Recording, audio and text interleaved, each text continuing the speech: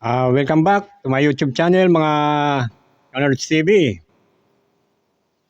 Good afternoon po sa inyong lahat, Luzon, Visayas at Mindanao.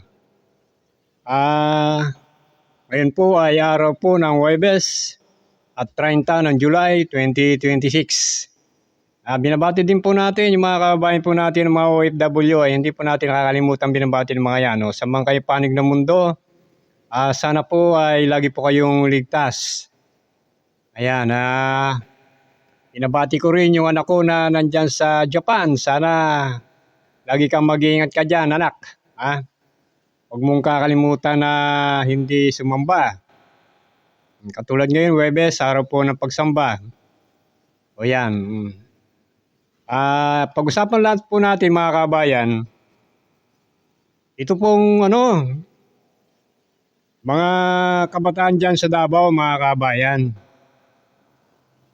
Dahil ito pong mga kabataan, mga estudyante pa naman, ay walang mga mudo talaga. Walang mga disiplina. Pero bago po tayo magpatuloy, kung hindi po kayo nakapag-subscribe, mag-subscribe po kayo at huwag kalimutan i-click ang notification bell para po ma-notify po kayo ni YouTube kapag may na-upload po tayong mga reaction video. Dito lang po sa Nerds TV 51. Ito na, mga kabayan. Di ba natanda nyo naman po siguro na si Pangulong Bongbong Marcos po ay nagtungo po dyan sa Davao. Pagkatapos nga po nung isinagawa niyang SUNA, siya po ay nagtungo kagad dyan para bisitahin po, inspeksyonin yung proyekto po dyan na pabahay, mga kabayan.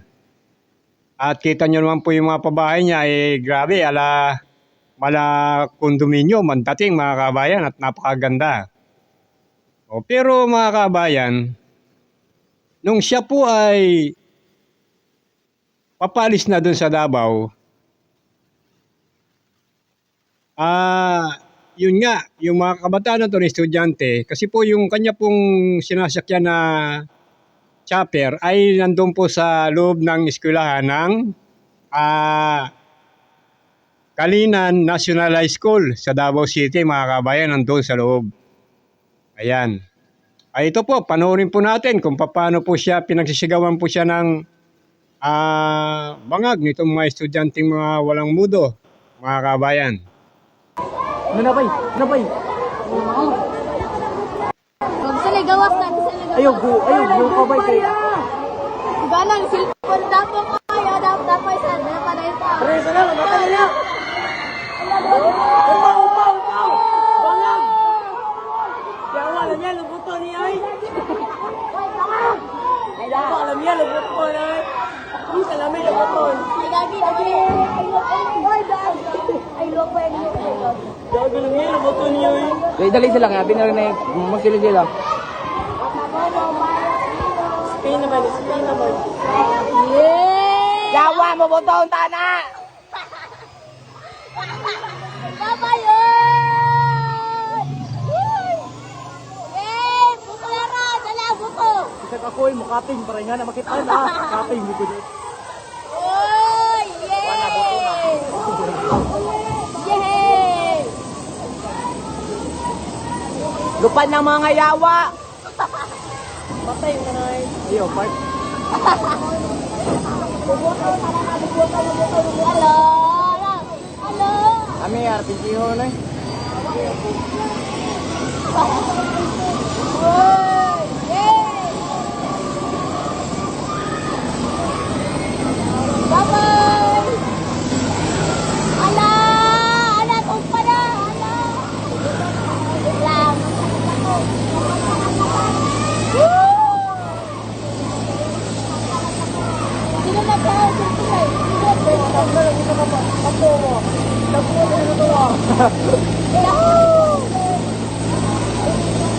Pagkip na. Yay! Ulan na po! Yes! Yes, kita ng klase! Napanood nyo, mga kabayan. Diba? Ganyan po, kababastos at walang mudo. Ito pong mga ilang kabataan dyan sa Kalinan National High School, mga kabayan. O, sinisigawan po nila si PBBM ng bangag, mubuto, unti na. Paano dyan sa salita ng Davao? Bisaya yan, Bisaya. O, ang iba pa, ang sinasabi pa nila, bangag, lami, lubto. O, ano kaya ibig sabihin nyo, mga kabayan, sa mga Bisaya dyan, mga taga Davao? Paki-comment nga kung ano ibig sabihin ng itong sinasabi nilang mubuto, unta na. At saka itong lami, lubton, sabi nila. Tapos sinisigawan nila ng bangag habang si PBBM po at papasakay sa kanyang chopper para yun nga, umalis na sila doon. O, itong mga kabataan na to, naturingan mga estudyante, itong mga kabataan na to, abay walang mga mudo. Diba? Ganyan na po ang mga kabataan dyan, pati sa Davao City, ganyan na ang kanilang mga inaasal. O, diba? O, bakit nga po ba nagkaganyan yung mga kabataan? Ito po, mga kabayan, siguro ito po ay impluensya na po ni Rodrigo Duterte. O, alam naman po kasi natin kung sino po nagsimula na tinawag na bangag ang ating pong presidente. Hindi ba si Rodrigo Duterte? O, kanino po ba nila nalaman yan? O, sino ba nagumpisang mura ng mura? O, ang maririnig mo tuwing mapapad mo sila sa itong mga Duterte, walang ginawa kundi magmura. O, tawagin si PBBM na bangag. O, yan po ang impluensya ng mga Duterte. Kaya pati po yung mga kabataan dyan sa Davao City, mga estudyante pa naman, mga walang mudo. O, diba? O, yan ang katotohanan, mga kabayan.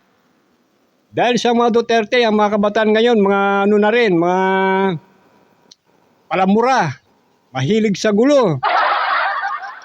Diba? Mga walang mudo. O, dahil yan sa mga Duterte, dahil napapanood sila sa social media, tuwing magpapa-interview, abay, ang sasama ng mga lumalabas sa bibig.